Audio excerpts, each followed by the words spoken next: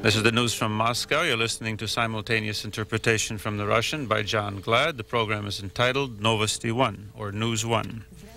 Good evening.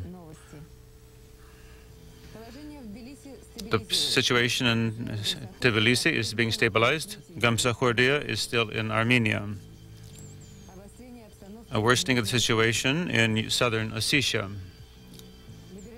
Liberalization of prices and problems of German autonomy in the Volga region are the chief topic of discussions of Yeltsin with the residents of the Volga. There's no monetary reform in sight in Russia. The Yugoslav government has admitted its responsibility for the attack on the Observer helicopter. President Bush was suddenly ill, but now feels quite good. The International Information Agency is attempting to find an answer to the question, what are the chances for regulating the conflict in Georgia? Many agree that the success will depend on whether Gamsakhurdia has truly agreed to give up his struggle. For the time being, there is still a possibility that he will attempt to maintain his position, at least in western Georgia, where most of his supporters are.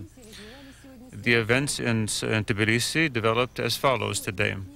After 2-week fighting, the normal rhythm of life was resumed.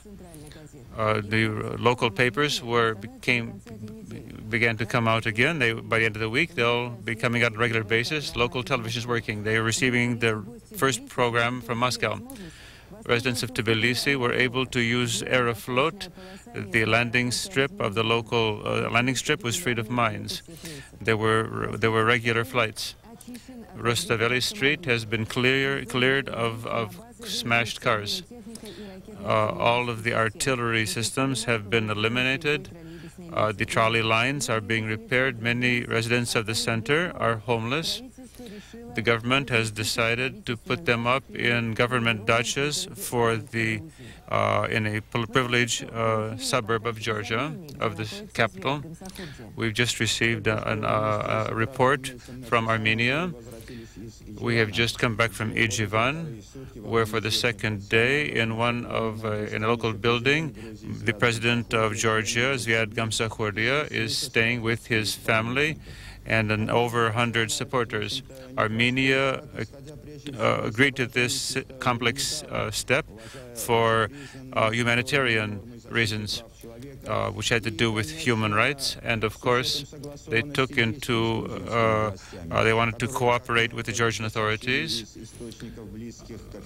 From official sources, we have learned that they are not opposed to Gamsakhurdia and his family being in Armenia, but without the right to leave Armenia. We were the first television journalists who at 3 a.m. today were able to meet with President Gamsakhurdia.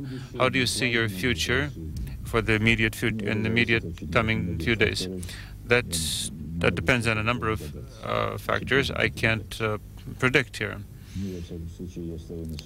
But in any case, I'm holding to my positions. I consider myself, and I am the president of Georgia, the legal president, and I am intending to struggle with this arbitrariness, and if we return and reestablish everything, I will continue on as before. I did not resort to any extreme measures. So Gamsakhurdia intends to keep on struggling, and he has support in Georgia. According to Radio Liberty, the delivery of fuel and coal from Chechnya is being stopped. All the students from Chechnya are being called up back from Georgia. At the Chechen parliament, they are discussing on measures to be applied to Georgia. The events in Georgia are being called a putsch carried off by a military junta. A demonstration in favor of Gamsakhurdia was conducted in Sukhumi. There were calls for a struggle with the opposition.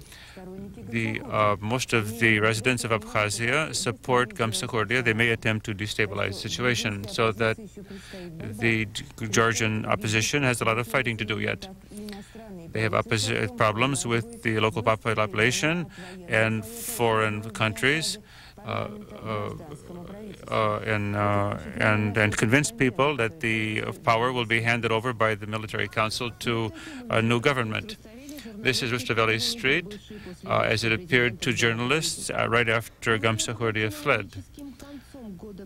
This is a logical end to Gamsakhourdia's year of rule, in which one of the most cheerful cities of the world forgot how to laugh or even to smile.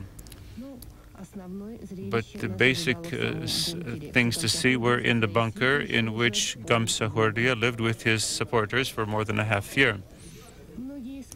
Many were skeptical on the declarations of the recent president that he and his supporters were not in need of food. The supports of sugar, oil, coffee, which are impossible to buy on coupons in the Republic, would have been enough for a long time. They used it to pay the demonstrators who were brought especially to the city from the provinces to chant Zviad, Zviad, which is the name of Gamsakhourdia.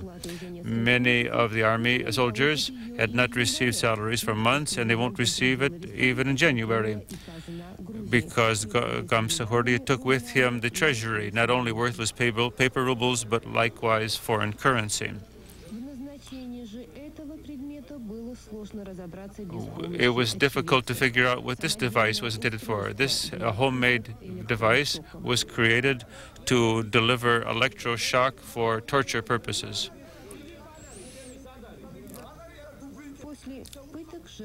After torture, the victims were thrown into this cellar. How many innocent people went through this underground tunnel from the subway to the bunker? No one knows. There they kept people as hostages and beat them mercilessly, even the journalists who were called the criminal intelligentsia. Who were these lists intended for? The list of victims who were shot, perhaps. What was in these rooms were the rooms which were set on fire by Gamsakhourdia a few minutes before he fled. But we don't have an answer to the main question. How was he able, only in a year, to spread hostility and hatred among people who seemed to love each other so much previously? It's impossible to imagine that this is happening in our days in this beautiful city of Tbilisi. After 3 days of relative calm, the situation in southern Ossetia has become much worse. According to the information center, in the Excuse the technical problems. I will resume. After 3 days of relative calm, unfortunately, the situation in southern Ossetia has worsened radically. According to the press center, in the crisis areas of the republics, at the far suburbs of Znauria, there has been firing going on, directed at the administrative center. From reliable sources, we know that from Sinfal, a number of soldiers have returned, which have begun shooting up residential areas. One more hotspot, but that's not so terrible. These are elections taking place. The 34-year-old Artur Makhorchan has become the first chairman of the Supreme Soviet of the Republic of Nagorno-Karabakh. That was after a 2-day electoral campaign and the session which took place in Stepanakert. That is according to the Karabakh press agency.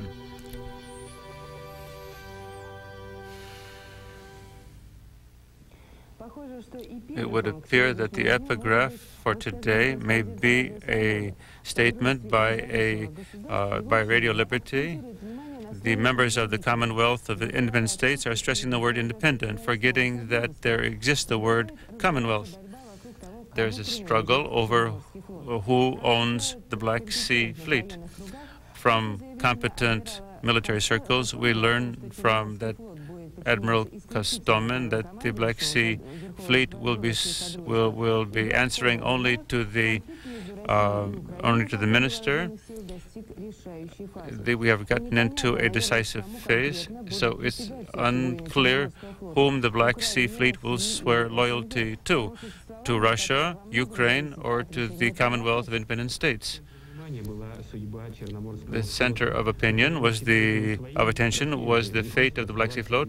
Russia does not want to give up one of its fleets, which there are four. Leonid Kravchuk said that had to be done by the 20th.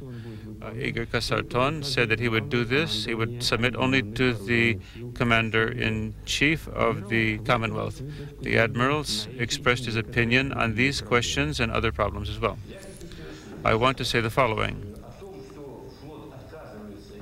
that the fleet is swearing an oath or loyalty. That question has not yet arisen. The fleet is not submitting itself to the